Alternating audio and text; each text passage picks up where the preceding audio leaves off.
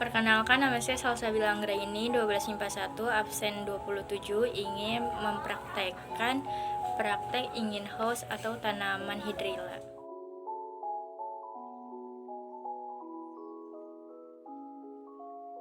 Siapkan 3 botol plastik air.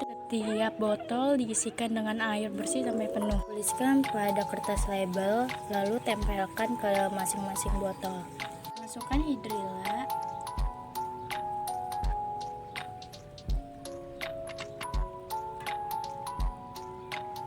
Dan tutup.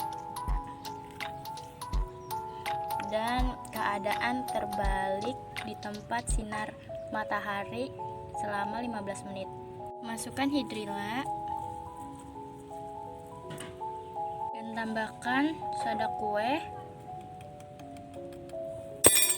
Tutup dan posisikan arah terbalik di tempat yang terang dan tunggu selama 15 menit.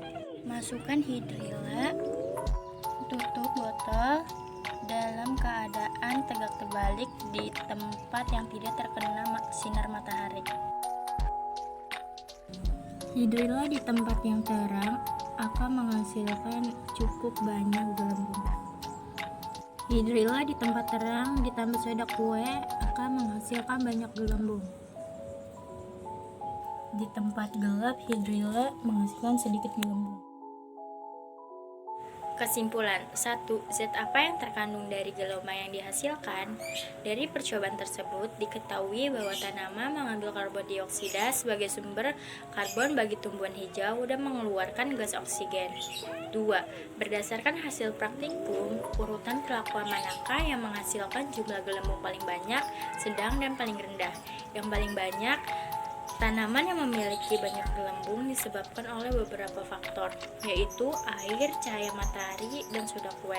Seperti penambahan pada soda kue dapat menambah kandungan dalam CO2 di air sehingga fotosintesis menjadi meningkat atau gelembung banyak.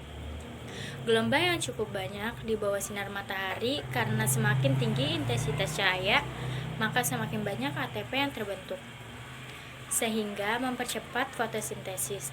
Tetapi cahaya yang terlalu tinggi akan merusak klorofil sehingga mengurangi kecepatan fotosintesis. Tanaman yang memiliki gelembung sedikit hanya dibantu air saja di tempat gelap. 3. Jelaskan faktor apa saja yang mempengaruhi kecepatan atau laju fotosintesis.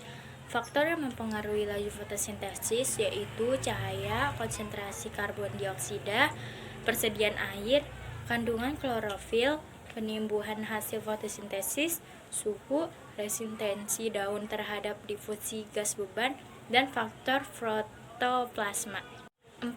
Berikan alasan mengapa dihasilkan jumlah gelembung terbanyak atau terendah pada perlakuan tertentu. Kaitkan dengan reaksi terang fotosintesis dan faktor yang mempengaruhi kecepatan fotosintesis. Hidrilla ditambah cahaya matahari ditambah soda kue menghasilkan gelombang yang lebih banyak. Hal tersebut dikarenakan NaHCO3 berfungsi sebagai katalis, yaitu senyawa yang dapat menambah unsur CO2 di dalam air. Konsentrasi CO2 yang tinggi akan meningkatkan laju fotosintesis sehingga dihasilkan banyak gelembung yang berupa oksigen. Hidrilla tanpa cahaya matahari, hal tersebut dikarenakan tumbuhan hidrilla tidak melakukan fotosintesis di tempat yang gelap, sehingga tidak menghasilkan gelembung yang berupa oksigen. Karena semakin rendah intensitas cahaya, semakin rendah pula ATP yang terbentuk. Terima kasih.